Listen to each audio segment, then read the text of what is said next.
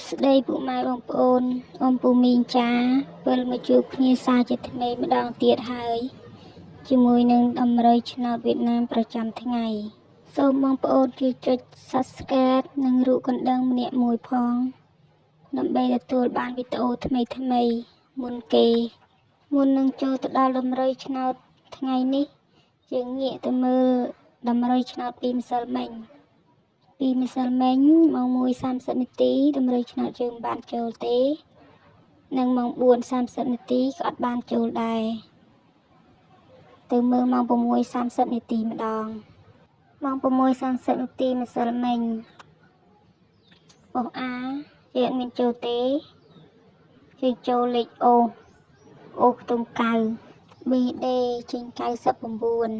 យើងងាកទៅមើលលេខធំយើងពីម្សិលមិញអត់មានចូលទេបងប្អូនចាយើងងាកមកមើលដំរីឆ្នោតថ្ងៃនេះម្ដងបងប្អូនថ្ងៃទី19ខែ10ឆ្នាំ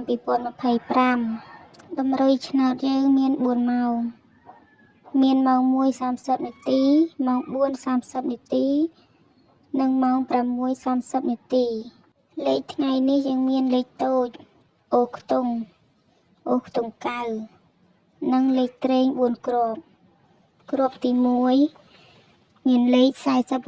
49គ្រាប់ទី2មានលេខ14គ្រាប់ទី3មានលេខ99និងគ្រាប់ទី4មានលេខ30កុដលេខធំថ្ងៃនេះយើងមានលេខ947គុណបញ្ជាក់លេខតូចអូខ្ទង់ថ្ងៃនេះយើងមានអូខ្ទង់9និងលេខត្រេង4គ្រាប់គ្រាប់ទី1មានលេខ49គ្រាប់ទី2មានលេខ14គ្រាប់ទី3មានលេខ99និងគ្រាប់ទី4មានលេខ30កុដលេខធំថ្ងៃនេះយើងមាន947គុណចាដំរីឆ្នោតយើងថ្ងៃទី19ខែ10ឆ្នាំ2025មានតែប៉ុណ្ណឹងបងប្អូនអាចយកទៅផ្សងសំណាងបានឬក៏